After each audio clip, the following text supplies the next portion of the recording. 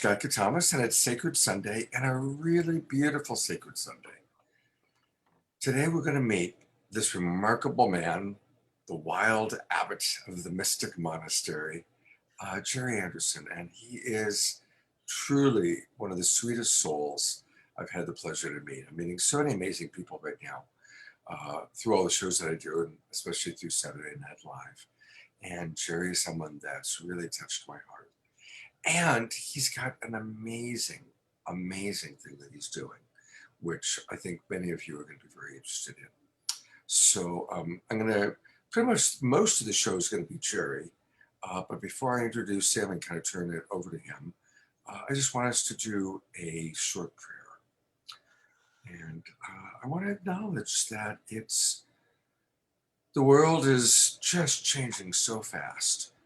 And I want to acknowledge that this week was the inauguration week. And I know that there's a lot of very different emotions taking place. And I want to acknowledge that all emotions are welcome because they're all part of the human experience.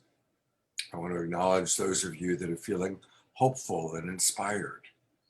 I want to acknowledge those of you that might be feeling angry or scared.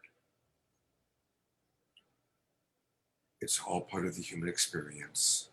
All of us, we're all aspects of this one incredible eternal beloved.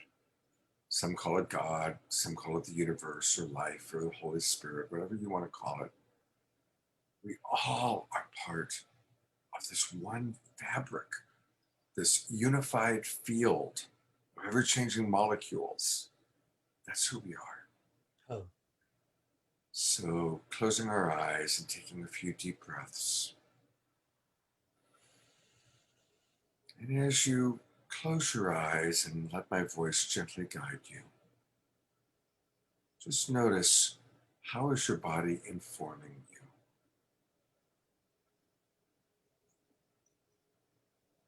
As you tune into yourself, what do you notice? There might be certain places in your body that want some ease, some physical nurturing perhaps. How well resourced are you? Have you had enough food, rest? Is there any anxiety or consternation that you notice? It's okay if there is. It's part of the human experience.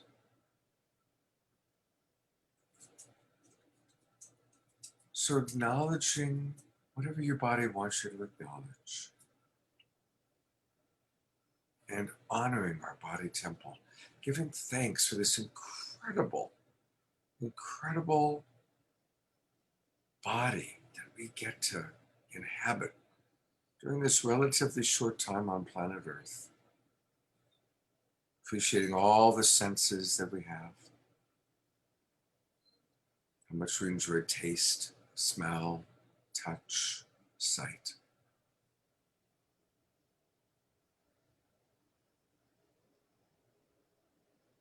And as we open our eyes back up, I'm going to share the screen with my dear friend and new colleague.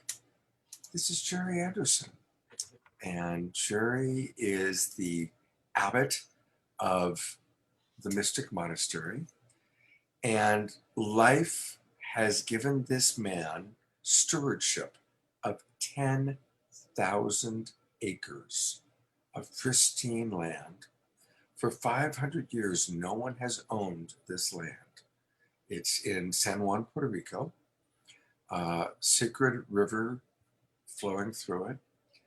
And Jerry, who is the steward of this land, not only is this land now available to be turned into an incredible community, it's its own ecclesiastic country recognized by the United Nations. And so we are now looking at a United Nations member.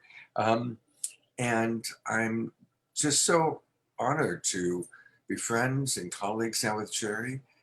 And we want to invite any of you watching, whether you're watching live, and I know most of you are going to watch the replay, share this out. Who wants to be part of this incredible new country, this incredible community? And to learn all about it, I'm turning it over to Jerry. Well, thank you very much, Scott, and welcome to the whole family who greet the Sacred Sunday group here. Today, I would like to share a little bit of the teaching, the type of teaching that we will be sharing at the monastery. Basically, the monastery has two basic principles that we can find in every religion around the world. So we call ourselves one of the first all-denominational monasteries in the world. And the two principles are number one, know thyself, two words. And you can find that in every single tradition on the planet. Okay, everyone has the same know thyself somewhere in it. Okay, and the second one is in everybody's principles around the world too. It's the simple golden rule: treat others the way you want to be treated, because that's the real understanding of oneness in a deep way, right? As you treat the other one as another yourself, as some tribes call it around the world. So I would like to give everybody a little sample of the type of Excalibur training that our monks will go through. We're going to equip them with the latest, most powerful spiritual tools to do healing on all the dimensions: emotional, mental, physical, spiritual, financial, all the dimensions, so that the person can be healthy. And just to give you a simple piece there is that oftentimes people don't know what they want for health. And they often say they don't want this, they don't want pain, they don't want cancer, they don't want, but you know what? You cannot have a miracle of a negative. So you have to think, how is it going to be in the positive? And a lot of people don't even know what good health means without saying what it's not. So I'll give you a short sentence for what good health is. It's when all of the parts of your body joyously cooperate. And parts meaning your spiritual part, your emotional part, your mental part, your relationship part, all the parts joyously cooperating. That's ultimate health. So I prepared for you today some training that we'll be using, like I say, at the monastery. It's a short training of what regularly is about 2.5 days, but today we're going to do it real quick in the next. And one thing I just want to let people know, because they asked last night, you are non-denominational or multi-denominational, right? All, yes. So all denominations, all races, all cultures, all genders, including transgender, everyone is welcome. Yes, we refer to the transgender a little bit more towards the way the native tribes do, and we refer to them as double gender. Oh, nice, nice. Nice. And oftentimes in a spiritual way, they have some spiritual talents that nobody else is gifted with, because they have that empathy and everything all in one package. Beautiful. I thought I would just go through a few slides quick. You will need a piece of paper or something to write down 4 questions later that I'll give to you that you'll want to use if you want to use this method. Basically, this training that I'm going to share with you came from Yogananda. Let's see how I change pages here. Okay. He was a great monk. We call him Yogananda, Paramahansa Yogananda. And from his vantage point, after he had left Earth for some months, he saw that Earth people had a, to use positive of it, a lack of clarity in the emotional dimension. And he felt that that was really where humans were stumbling, you might say, the most, was in the emotional dimension. And so he said that this was because not many planets that even us humans come to, us souls of humans come to, have water. And so Water in astrology and occult understanding is often known as the emotional plane. So that's the connection there to why he thought we didn't have much skills in dancing. I had the incredible blessing of receiving directly from the man who got the transmission from Yogananda, Lester Levinson, in the 1990s. And he had already gone into seclusion, and he came out to train my soul group of 8. His most famous quote is, "Misery is complexity, happiness is simplicity." I love that. He was a very sweet soul. For to understand emotions, he said, we have to understand that they have parents, just like a father and a mother. The father of the emotional plane is our mind. It's like a computer. It has a million what if sentences up there that says, what if this happens? I will feel like this. If I lose my job, I will feel like this. If I get a job, I will feel like this. All these different kind of, like, I call them what if statements in the father dimension. And then the mother of emotions is when, of course, it happens on the physical plane. So when that happens on the physical plane, boom, you have the child that was the father and the mother. Now you have the emotion. What do I mean? If you think the day you lose your job, you're going to feel like this on the father plane. On the mother plane, if it happens, you will automatically have that emotion. It's not like it just came from nowhere, wherever, okay? I'm just going through, at the moment, my mom's death. So, I had to be real careful knowing that the day my mother dies, I'm going to feel like blank, right? So I'm going to show you in a way, in the end, it's the most amazing secret at the end of this method of showing you how to erase, how to open up and clean the whole deposits in your brain of what if statements a little bit later. So I'm going to make a little emotional map, because sometimes when we get lost, we wonder where the heck center went to. So I'm making you a little map today. You can see how to find your way back to your center. I could graduate you a PhD in psychology if you can understand this next sentence. Every single psychological challenge comes from not living in the now moment centered. And sometimes we wonder where in the heck now is, but I say it this way, it's where the past and the future touch. Beautiful. So he explained that, and when I say he, I'm speaking of Yogananda, he explained that humans are reverse wired, meaning we really want the opposite thing that we think we want, okay? So here's how it goes. Our male side myth is it wants control, when it really desires freedom, and they're inversely proportionate. Mm. So when we would say we want freedom, we really have to understand our male side is constantly wanting control. It's most easiest way to say our male side is it's our side that is always looking for power, okay? And we'll tie this in a little bit later. So our female myth is the opposite side. It wants to have approval when its real desire is to be real and authentic. And again, they're inversely proportionate. He made a very simple line in the saying, so we know what's good emotion and what's a bad emotion. He said, is if an emotion that says I can, it's a good emotion. If it's an emotion that says I can't, it's not a good emotion. So sometimes when we wonder, we look for the center and we wonder where it went to. In the next few minutes, I'm going to first draw you a 2D map, and then we're going to turn it into a 3D map. So here's the 2D map. I don't know if you can see at the top, it says future. Yeah, we're able to see it all. Okay, so you can see in the very center of this axis, it says centered and present. Now the present one is the north-south axis, the top-down axis of where the future and the past touch. Now, the centered one is the one between our female side on the left and the male side on the right.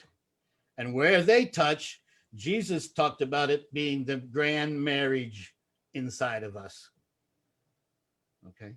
And the easiest way I keep the male and the side and the female simple is the male side of us is our doing side, and our female side is our being side.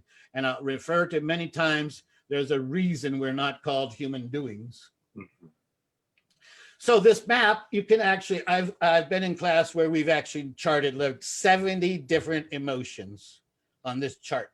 I just put last night in the middle of the night for you, 2 of them just to show you how you do it, okay? So first of all, when you feel, let's pretend we're talking about fear now, okay? When you feel like it's in the future or the past, you can automatically see right there whether it's above or the bottom of the chart. So it's in the fear, it's in the future, or anxiety, or any of these ones you want to talk. And it is our male side because it's trying to do something. You follow how we charted it there? Yes. Okay, so let's say guilt. It's going to be about the past, and it's going to be, it's the female side, let's say maybe having regrets, feeling sorry about some way they treated somebody or somebody they were treated, whatever. So you can see how it kind of charts. You can chart every single emotion on this chart, folks. And again, Jerry, I think it's important for us to just establish that we recognize that every person has a masculine or a male side and a female side. So when we see male and when we see female, we're saying that that's within each individual. Yes, because our female side is our receiving side, and our male side is our doing side, or our physical forward motion side. So it's kind of like if you don't have a female side open and receiving, you don't have no energy for your male to do nothing. Right. It might be doing all kind of stuff, but it doesn't have any power. And the reason I tell people that we know that the women have power, okay, is because the men are always looking for it. Okay, so now maybe you can grasp the next concept where we turn this 2D map now into a 3D dimensional, third dimensional map. And how we do that, the third dimension, or you might say the up from the table that the map is on, is how much energy is involved. The more intensity of the energy, you might say the more of a mountain on the map it has, okay? And like I say, he made a line, and we're going to go through all the I can't ones, but I just thought I'd put here, you can experience 3 emotions only, he said, above I can. Love, and he had a glorious definition of it, and joy, and he had a great definition of that. But he said peace and oneness is the ultimate emotion you can experience in this world. Yes. So we're going to start at the bottom of the map, or the mountain now, where we've made a map. Now we're going to make a mountain, okay? So at the bottom of the energy of emotions is apathy. It's kind of dead. It doesn't have no energy. Who cares? Nobody cares, kind of thing. Next one up from that is grief, death, but now it has a little more energy, okay? I'm going to go through these a few times here. Next is fear, and you can tell it has a lot more energy. We could go into detail, but I think you all can just grasp it at this speed. Lust, I do need to explain this one. This was, in the 1980s. So they used this word lust. So I have to explain what this word means. My teacher for the SIS method here, she said, lust is when you want something so bad that when you get it, you can't enjoy it. Wow. Her definition, she explained from her life. She said one time she lived in New York City on 20th story of a building, and in the middle of the night, she got a craving for chocolate ice cream, and she went down and got the chocolate ice cream, brought it all back up, put her slippers on and everything, and she said that chocolate ice cream was awful. Puts it back in the refrigerator. Next morning, she checks it. It was great. Lust is when you want something so bad, you really can't enjoy it. The next more energy, we're building this mountain here, is anger. It's really wanting to change. And as the AA people says, it's good you change the things you can change, but the other you have to kind of let go. Right. He said the highest energy and emotion was pride. I'll explain that because remember we were talking about our male and our female side? Yes. Our female side, one of the highest energies of our female side, because remember, it wants approval, attention, that type of thing, is pride. And pride, he said, was, I did it in the past, is what he said. Okay. So we'll jump the line in the sand to I can. Okay. And up here we have love. And my definition of love is LOVE, lots of vital energy. Nice. Joy is where you don't want to change a single thing, right? One of my teenagers one time told me, because we used to do this game a lot, the letters of the word. He said, joy is equal to jump over yourself. Nice. And the highest mountain we can come to is the oneness of the eternity, or expansiveness of the void, or however in year one you want to explain it, is like the highest we can go to, right? So now we have a map. Now we know if we want to drive around on the map, we have to know two things: where we're starting from and where we're going to, right? The difficulty is knowing where you are. Just like if I call you from, I'm making this up, of course, now.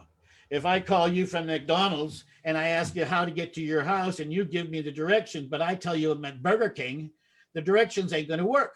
Right. Right here. If you aren't honest with yourself where you are, the map won't help you. Okay. The easy part is the destination, because the destination is the center of the map. Okay. So you don't have to wonder where you're headed to. See, the center is when you come back. Right.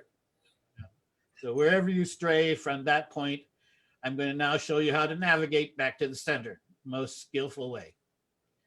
The founder, he used to say that this was the effortless miracle. So he said, our internal female and our internal wants to feel safe, keyword safe. And our internal male wants to feel the energy of being secure. So he said, the next part of this is how to go back to that center. And please pay very, very close attention, folks, to the next 4 sentences. The 4th sentence I'm going to tell you, I allow you to write it down however you want to do it. If I ask you to turn the paper over, 90% of the time, and the people in the class cannot repeat the sentence they just wrote down on the 4th question, because your brain does not want you to get the master delete key for your brain. Okay. You know how when you want to delete something, it says, are you sure? It's kind of that same thing. Okay. So the question number 1 is a very easy one. How do I feel? Very simple. Be honest, because this doesn't work. If you're not honest, you're not only fooling yourself. So please be honest. And I assume you're asking just right in the moment. Oh, sweet. Okay. Next question is, No, I was asking you, clarification, Jerry. When you're asking us, how do we feel right in this very moment? What emotion we're feeling? Can you be more clear? Yes, you can apply it in every way you can think. Say, you can talk about what you feel. Yeah, this is focused on the emotional part of it, right? Not the bleeding or whatever kind of things is happening, but yeah, just the emotional part. Okay, even if a crisis going on, the same method will always work. You can use this method, Scott, in ways like if you want to change how you feel about a certain situation, because it's a feeling again, right? Okay. For instance, say somebody wants to change how they feel about being in debt. You can use the same method, okay? So yeah, thanks. Don't worry about Scott derailing me. I have never been on the tracks. So question number 2 is, do I feel safe and secure? And this is just a simple yes or no question, right? If the answer is yes, there's no need to continue this method. You can use it another time, okay? If the question is no, I don't feel safe and secure, you ask yourself the next question. This is question number 3. Am I wanting approval or control? Now, I want to break down this question a little bit for you, because obviously approval is our female self and our control is our male self, but that's not the problem. He said the problem is that keyword just before it, wanting. Because he says, as soon as you start to want something, it connotes you don't have. So he said, we need to have the answer to this question, approval, or control in the question number 4 coming. So here's the master delete key of your emotional dimension. 7 words. Could I let go of wanting the answer to your last question? I will say something here that if you cannot say yes at this moment, you could let go of wanting approval or control. That means you're choosing to hang on to the emotion that you are experiencing.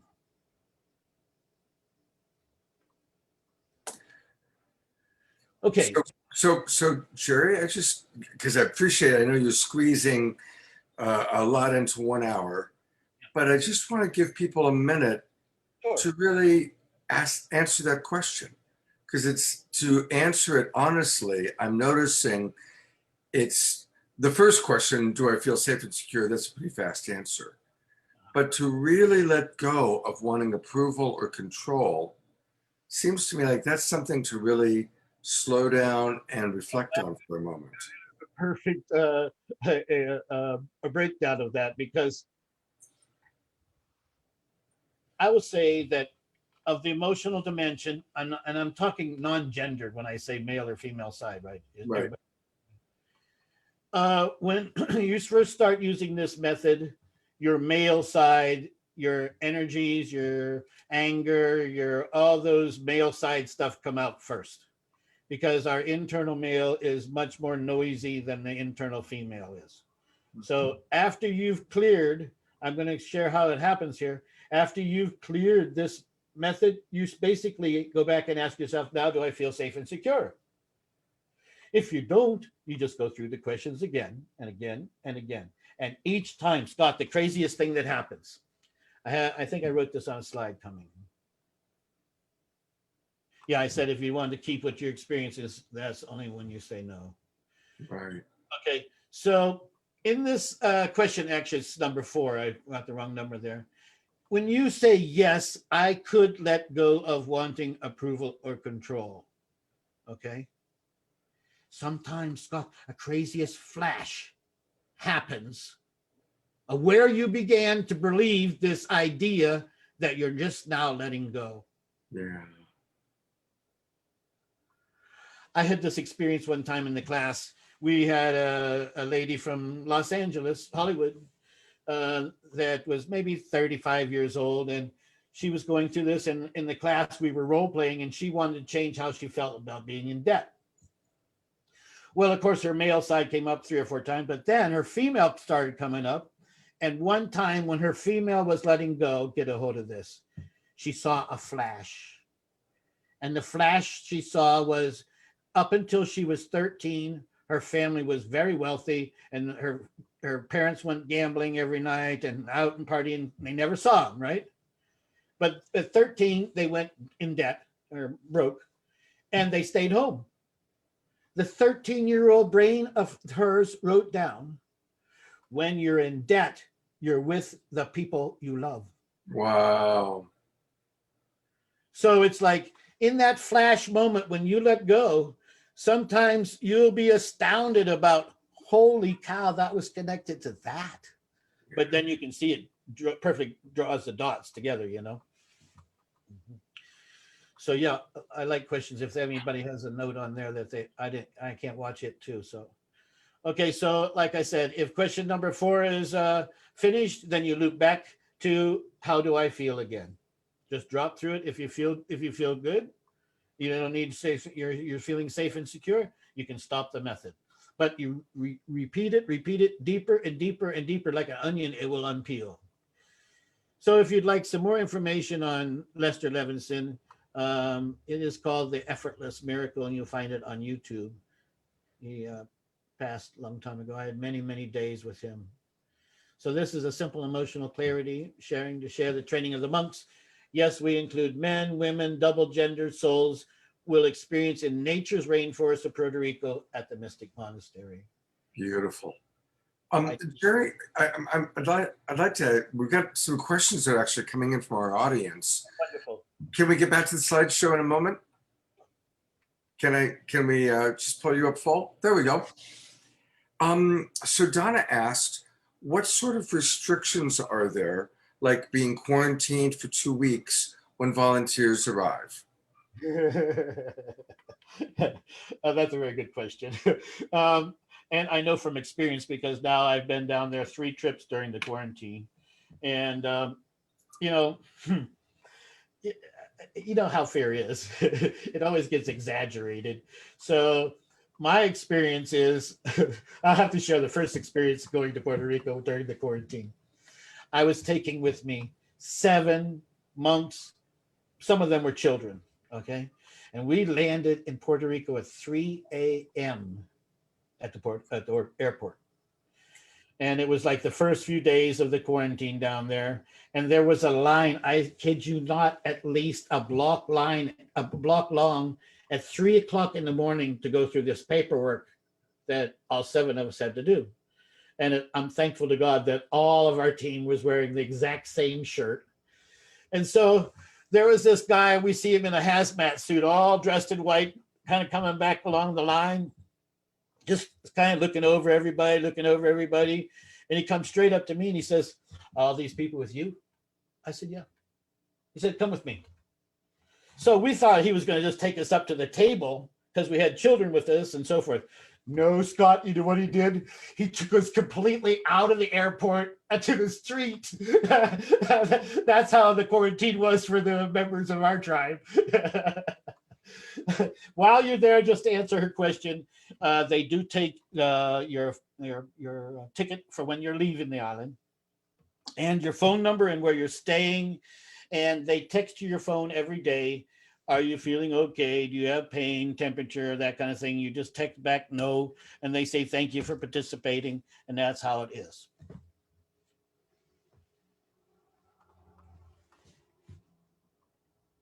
Hello? So, yes, behind me is the Mystic Monastery's land. This amazing property has never been claimed, never been owned since Columbus arrived there. Can you imagine on an island? Mm, that's Yeah. incredible. That's incredible. I do have a bonus spot if there's enough time. A bonus what? A bonus for everybody. Oh, great. Okay, so another question that came in is, what are the accommodations like when people come and they're there to help with planting or whatever? What are the accommodations like? That's the part that we supply. So far, we've been having enough funds to keep all the monks in apartments right in the closest town where we still have electricity. That's where we have our embassy and everything is right in the closest town there. And so, yeah, we take care of that part. But like last night, I was raising funds to support them so that they would receive like $250 a week for, because everybody has their cell phone and all the kind of things that eat up your funds. But yes, we do have accommodations. It's in a local town. It's a half of a block, not even a quarter of a block to the most incredible health food store, all fresh fruits, vegetables. And between us and the embassy is not one, but 2 ice cream shops that have flavors of ice cream you never dreamt of, including garlic. Wow. All right. And now you've mentioned the monks that are staying there, but of course people can come and volunteer or work there without actually being a monk or part of the monk program. Is that accurate? Right. Great. Yes, just send an email to me, Abbot at Mystic Monastery, if you're interested in coming, and we can talk about it. And George asks, and this is, these are important questions. Hi, Jerry. Very interesting.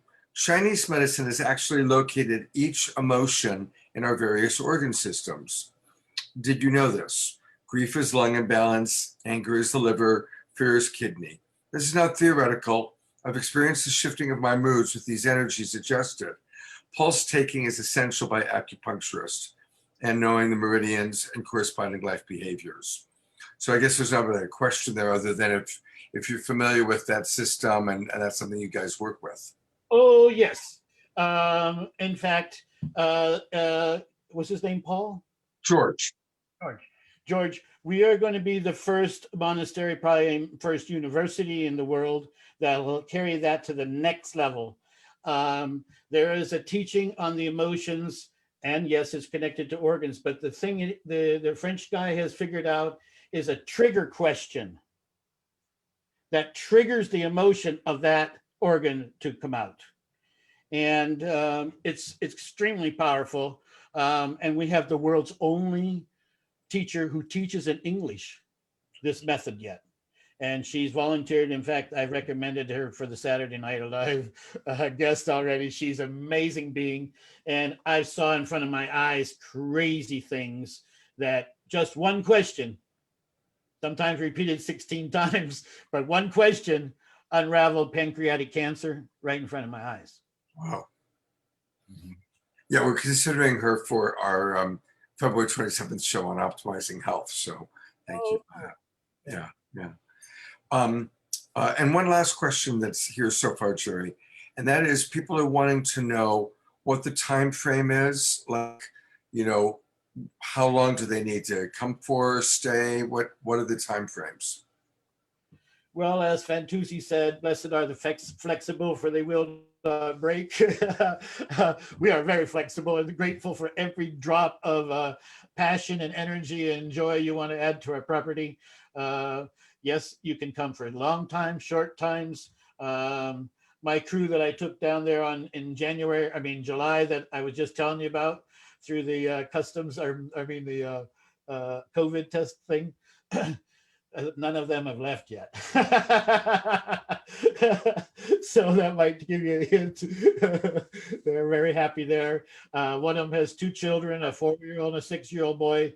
And she said, I couldn't have a more cool place to raise my kids, where they can learn 2 languages at once and be in the nature and all this kind of stuff. Fantastic. Well, speaking of the nature, I think you've got some slides to show of the property and the rivers and the caves. Boy, I didn't get that quite ready. Oh, okay. I apologize. A gift for everybody who stayed with us this long. Okay, go for it. Go for the gift. All right, let's see here. Oh, yeah, here we go. Okay. I had the crazy blessing of being part of some crazy research that was being done at University of Minnesota. And they were researching the difference in creativity of people who, were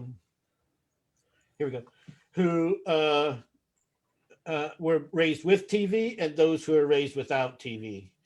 And they had not very many people in the without TV group, so I knew I was in the control seat there. And I said to them, I'll go through all these batteries and batteries and batteries of tests, as long as you teach me everything that you learn about me.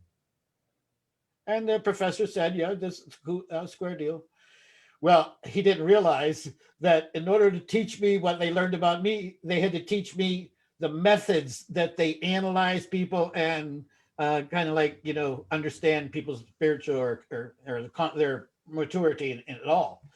And so he explained to me this is my 5 bonus ways that people make a decision. And you'd think there would be hundreds of ways to make a decision. The psychologists say, no, there's only 5. The first one is if you make a decision without any information.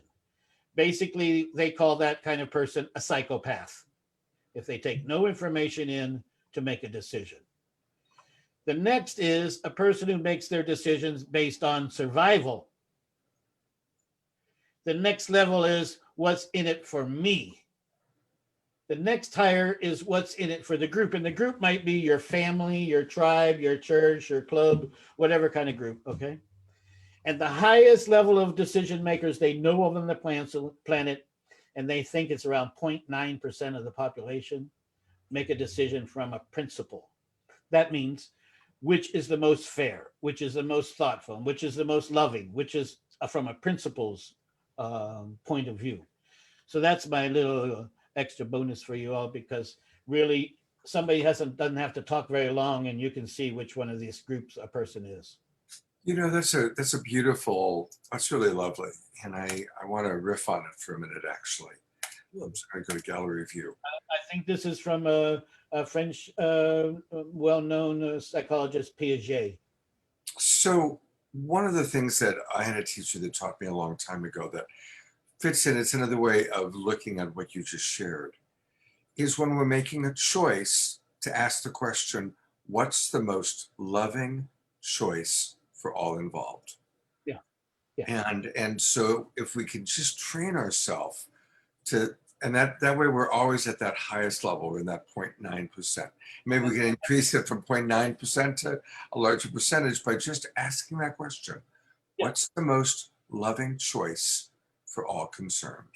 Yes. So, And in that simple moment, you switch to a principle, not reaction, right? right. Yeah. And not a patterned response, but it takes slowing down, to be conscious. And we're all on a path of consciousness. Anybody watching this show, anybody attracted to what we're doing and saying, it is on a path of conscious awareness. And to be conscious, we have to slow down. We need to slow down and really, okay, what's the most loving choice? Anyway, I just wanted to riff on that, and I'll turn it back over to you, Jerry.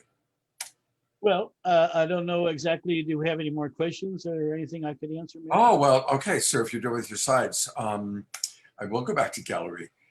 First of all, thank you for who you are. Thank you because somewhere along the line, on a soul level, you've done something right and something that has energetically brought you the opportunity to be the steward of 10,000 acres in its own country. And that's, I really let's really, as I say those words, it's huge. It's a really big, big stewardship, Jerry, that has been, granted to you. How are you doing with that? How are you doing with being a steward at that level? Well, one of the knights in Ecuador said to me, he says, Jerry, do you know how big this project is? I told him, I says, I don't like to look at that part. Yes, it is a giant project. And the encouragement that I'm constantly, encouraged by is the amount of grace. Just things happening without even the tiniest bit of effort. I mean, you just spoke of us being the first unrecognized ecclesiastical nation at the United Nations. I didn't even lift a finger to that. Wow. One day they just told me we have 3 seats now at the United Nations. I'm like, what?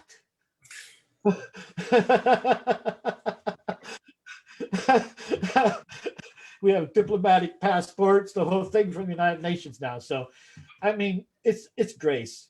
I mean, the way the land came, the preciousness of the land, in many cultures around the world, their most sacred places are underground, and we have caves and caves and such a massive amount of caves that we'll be probably 10 years even mapping how many caves we have. Yeah. I'm noticing Julian, who's been in the Zoom room with us, and thank you everybody in the Zoom room.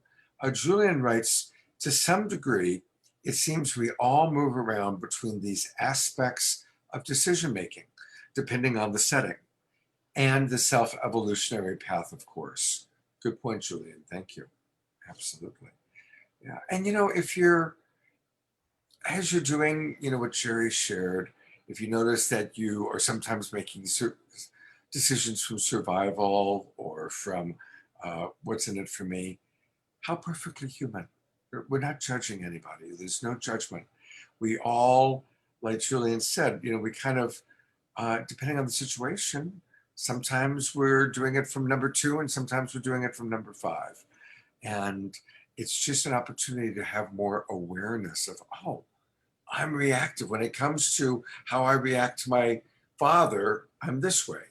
When it comes to how I am taking care of my family, it's this way. We have different ways that we react or respond. So yeah, the lady said it correctly, because even if a person is functioning at a principled decision level, if say they have a divorce, they might go down to survival level decision making for a while and come back up again. right. So a serious emotional event can really knock the level of the mountain, you might say, down. Absolutely, because what you're referring to is our reptile brain, which we all have. It's the oldest part of the human body. And so there's certain events in life that trigger our reptile brain reactivity, that trigger our need to survive. And also anybody who's coming out of PTSD or an ancestral lineage where there was a lot of violence, there is just that natural tendency to react because we have more of an imprint of needing to survive. Yeah, Julian just added, people who grew up in civil war or deep hunger, for example. Thank you, Julian. That's right. Yeah. Is there anything else, Jerry, you want to share with our audience? And again, remember, the majority of people are going to watch the video replay. Anything else you want to share about what you're creating? Well, the reason is called St. John the Baptist is because he was like a harbinger. He was like the preparer of the way. In a way, this is what the monastery is going to be, like a harbinger for young people to have a way prepared that they can, as Julian was talking about, not have to think about food or housing or anything. They can, volunteer on the grounds and be in a state of spiritual oneness while they're doing their practice on the properties. I found that I don't remember who said it, but somebody said only use words if you have to. And really, words are where we lose it a lot in the spiritual dimension. So I'm just kind of a very Zen person in that department. I think if you immerse a person in nature long enough, they will connect the dots all by themselves. Yeah, that's for sure. That's for sure. Yeah, my time in nature is just so precious. Oh, yeah. Yes. Well, And just to tease everybody a little bit, we have growing on the property coffee, bananas, avocados, all kinds of special spices and things. But the thing in paradise, I never thought of this, Scott, until it happened to me. But you want to not only just know what you want in paradise, but what you don't want in paradise. Don't want mosquitoes in paradise. We don't have no mosquitoes because of the bat population we support. None. I've been there night, day, early in the spring, fall, winter, wet season, dry season. Never been bit. Wow, that's incredible. Are there fish in the river? Oh, yes. And the locals, our areas kind of had an interesting protection by the locals because they're all afraid to go in there. Yeah. There's a supernatural, kind of like a fear of going into that area because so many very skilled hunters and guides and so forth have gone in there and I know personally the best guide there, 69 years old, okay? He told me, Jerry, I was lost with a paid group for 3 days in there. Wow. So it's very rugged, unexplored, and so nobody goes there. But the locals tell us that they have actually caught out of the river shrimp as long as your forearm. Wow. So the river is on your property, but it's not easily accessible on your property. Oh, yeah. Yeah, the river is the main feature of the whole property. Oh, it is. So it is easily accessible. Yeah. Okay. The way you were describing it, I got confused. So well, you're at 800 feet elevation on the river, but once you leave the river, it's like steep vertical sides in every direction. Got it. Okay. Well, definitely we're going to do more shows with you. We're going to have Jerry as a panelist.